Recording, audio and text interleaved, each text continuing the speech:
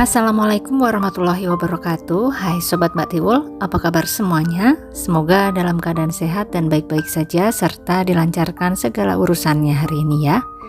Terima kasih sudah mampir di video ini, tolong dibantu like dan subscribe-nya. Kali ini kita kembali dengan kasus yang di-request oleh Sobat Mbak Tiwul ya.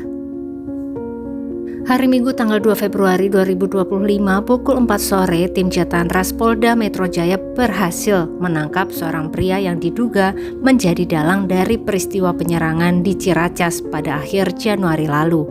Edi Hendra Saputra atau biasa dipanggil Edi atau Randy diamankan di Jalan Raja Mandala Kulon, Kelurahan Cipatat, Kabupaten Bandung Barat, Jawa Barat. Peristiwa penyerangan di Ciracas tersebut sempat menghebohkan warga karena si terduga pelaku melarikan diri bersama dengan istri dari korban setelah peristiwa penyerangan tersebut. Apa yang sebenarnya terjadi? Benarkah ada motif cinta segitiga di sana? Kita ikuti video ini sampai akhir ya sobat.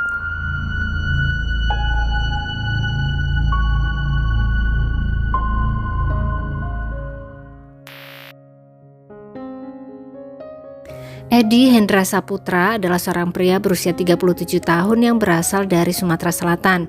Sejak 1 bulan lalu, Edi bekerja menjadi driver atau sopir di sebuah pabrik mebel yang ada di Jalan Raya Malaka nomor 22 RT 1 RW 7 Kelurahan Kelapa II Wetan, Kecamatan Ciracas, Jakarta Timur. Edi nampaknya cukup betah di sana, apalagi yang membawa dirinya bekerja di sana adalah pujaan hatinya yang bernama IR. Nama disamarkan ya sobat, di sini kita sebut saja dengan nama IR. Edi begitu mencintai IR, tapi sayangnya hubungan di antara mereka adalah hubungan terlarang karena IR sudah memiliki suami dan juga anak. Apalagi suami dari IR adalah senior dari Edi di pabrik tersebut. Kenapa Mbak Tiwul sebut senior? Karena suami dari IR ini sudah 10 tahun bekerja di pabrik mebel tersebut. Namanya adalah Robait Rizky atau biasa dipanggil Bait. Dia bekerja sebagai buruh lepas di pabrik mebel tersebut. Bait dan IR sudah memiliki anak yang berusia 13 tahun dan duduk di bangku kelas 6 SD. Hubungan antara IR dan Edi ini nampaknya sudah diendus oleh Bait dan juga sang anak. Namun sepertinya IR dan Edi tidak juga ingin menyelesaikan hubungan terlarang mereka. Bahkan Edi semakin berani mengunjungi IR di rumahnya yang sepertinya juga satu lokasi dengan tempat kerja mereka. Cinta terlarang antara Edi dan IR sepertinya sudah menutup nurani mereka berdua. Dan sebuah kejadian besar pun terjadi pada hari Jumat tanggal 31 Januari 2025. Saat itu Bait sedang keluar rumah sebentar. Ternyata Edi datang mengunjungi IR di sekitar pukul 10 malam kurang. Dan tidak lama berselang tiba-tiba Bait tampak berjalan pulang. Sesampainya di dalam lokasi pabrik mebel, dia menyaksikan langsung di depan matanya bahwa sang istri sedang berduaan dengan Edi. Malam-malam ngobrol berdua sama pria lain. Apalagi sepertinya Edi ini juga sudah berkeluarga loh. Langsung saja harga diri Bait sebagai suami pun bergejolak. Dia panggil IR istrinya. Dia tegur istrinya tersebut. Kenapa malam-malam berduaan sama Edi, sama pria lain? Di sana Bait juga meminta IR untuk menyelesaikan hubungan terlarangnya dengan Edi. Seorang rekan Bait bernama Alan yang saat itu juga sedang berada di dalam pabrik mebel mendengar tiba-tiba saja IR dan Bait cekcok. Alan pun langsung pergi ke arah depan karena merasa risih mendengar percekcokan masalah rumah tangga temannya itu. Alan berjalan ke arah depan pabrik mebel. Dia pun menghubungi seorang teman dan bercerita bahwa di pabrik mebel sedang terjadi percekcokan besar antara Bait dan istrinya dan si sopir baru. Pengetahuan saya seperti ini. Dia itu kan datang dari sana, dari luar kan, si korban ini datang dari luar. Nah si pelaku kan ada di dalam tuh. Begitu saya di belakang sana tuh, dan terus si ceweknya itu kan di sini entah sama siapa juga, saya juga nggak tahu. Dia teriak-teriak, bukan teriak ini, teriak ngomel lah intinya kan gitu. Nah terus si korban duduk di sini, nah ya kan di kursi ini. Berhubung saya nggak enak dengernya gitu kan ya, urusan orang lain, saya ke depan tuh. Belum lama Alan berada di depan, dari arah dalam pabrik mebel tiba-tiba keluarlah anak laki-laki dari bait.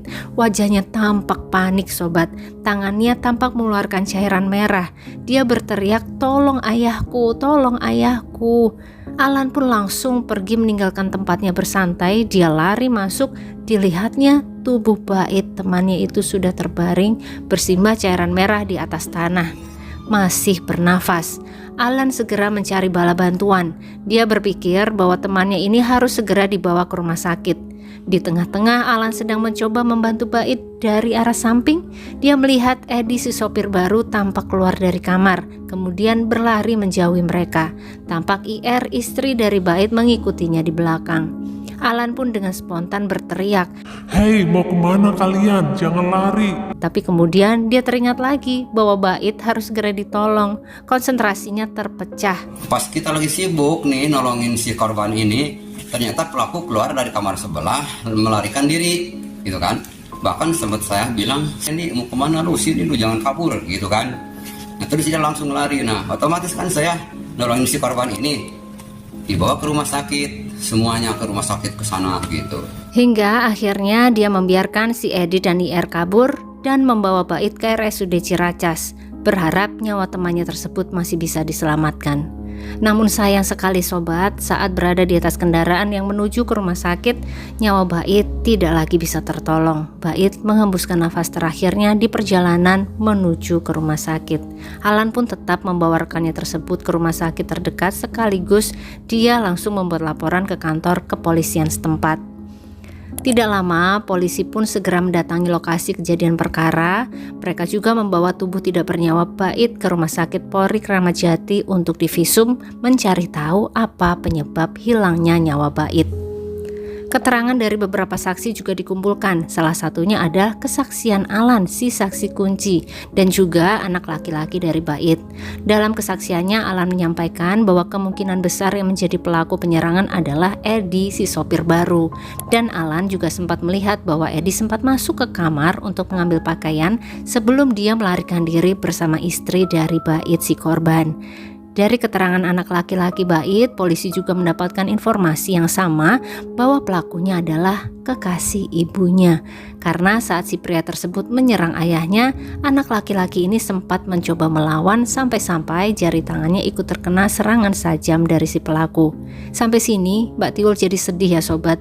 Bahkan anak yang masih SD ini tahu loh tentang hubungan ibunya dengan pria lain bernama Eddie ini. Pasti sedih banget hatinya.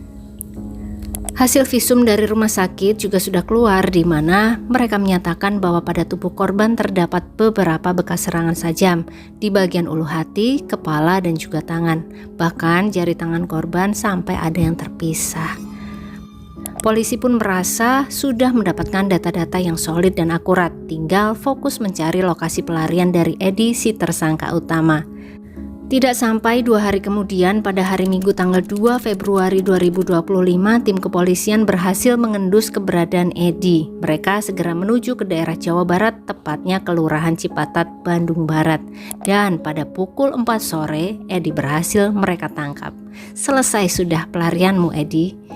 Pria tersebut tidak melakukan banyak perlawanan saat ditangkap dan segera mengakui segala perbuatannya di malam itu. Eddie juga membawa tim Jatan-Ras Polda Metro Jaya ke kamarnya di pabrik serta menunjukkan tempat dia membuang sajamnya. Melakukan olah TKP dan akhirnya berhasil mengamankan saudara EHS ya tanggal 2 Februari jam 16 di daerah Cipatat, Kabupaten Bandung Barat, Jawa Barat. Setelah itu di dalam markas, Eddie menceritakan kronologi dan juga motifnya. Kita masuk ke kronologi dan motif ya sobat. Eddie mengakui bahwa dirinya dan IR, istri dari korban, memiliki hubungan spesial, namun tetap terlarang ya sobat ya. Dan hari Jumat itu dia memang mengunjungi IR. Saat itu bait tidak tampak. Tiba-tiba di sekitar pukul 10 malam, bait datang. Dia pun memanggil IR dan menegur IR untuk tidak berhubungan lagi dengan Eddie. Mendengar bait menegur IR dengan keras, Eddie merasa emosi. Dia pun melampiaskan emosi tersebut kepada bait. Cekcoklah mereka berdua. Tiba-tiba saja Bait menyerang Edi dengan tangan kosongnya dan tidak terima dengan serangan dari Bait tersebut, Edi balas menyerangnya sampai-sampai pria tersebut jatuh. Dan kemudian dengan cepat Edi mengambil sajam yang memang sudah beberapa hari ini selalu dia bawa. Dia serangkan sajam tersebut ke tubuh Robait Rizky, ke arah perut, ke arah kepala, serta tangan. Di tengah-tengah penyerangan tersebut tiba-tiba saja anak Bait yang masih kelas 6 SD ini datang. Dia mencoba membela ayahnya. Edi yang masih penuh emosi juga menyerang anak tersebut sampai sajamnya mengenai tangan anak tersebut. Edi kemudian menghentikan serangannya karena melihat Bait sudah tidak berdaya di atas tanah.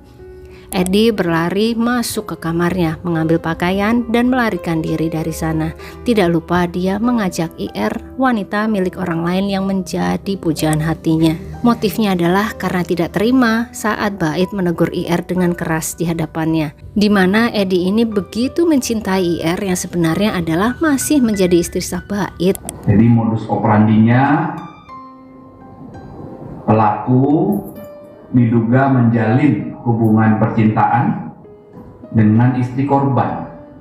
Dan atas tindakannya ini Edi pun dijerat dengan pasal berlapis tentang penghabisan nyawa serta penganiayaan berat dengan ancaman hukuman 15 tahun penjara. Tersangka telah ditahan oleh penyidik Subdit Jatanras di Treskrimum Polda Metro Jaya dengan persangkaan pasal 338 KUHP dengan ancaman pidana maksimal 15 tahun dan juga dilapis dengan pasal 351 ayat 3 KUHP dengan ancaman pidana paling lama 7 tahun.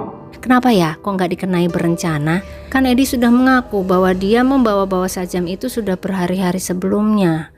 Ya, kita doakan saja semoga Robait Rizky sudah bisa beristirahat dengan tenang sekarang ya, diampuni segala kesalahannya dan diterima semua amal ibadahnya. Serta untuk adik kita, anak laki-laki dari Bait, kamu hebat dek, masih kecil tapi berani membela sang ayah di depan penyerang. Semoga engkau tumbuh menjadi pria yang hebat dan membanggakan keluarga. Amin ya Allah. Demikian kisah kasus kita kali ini sobat. Bait harus kehilangan nyawanya demi mempertahankan keutuhan rumah tangganya ya ini berarti. Bagaimana menurut pendapat sobat semua mengenai kasus ini? Semoga ada pelajaran baik yang bisa kita petik bersama ya. Jangan lupa tulis komennya di bawah. Terima kasih yang sudah menyimak kisah ini sampai akhir. Jangan lupa like-nya dan sampai ketemu lagi di kisah-kisah selanjutnya. Selamat beraktivitas kembali. Wassalamualaikum warahmatullahi wabarakatuh.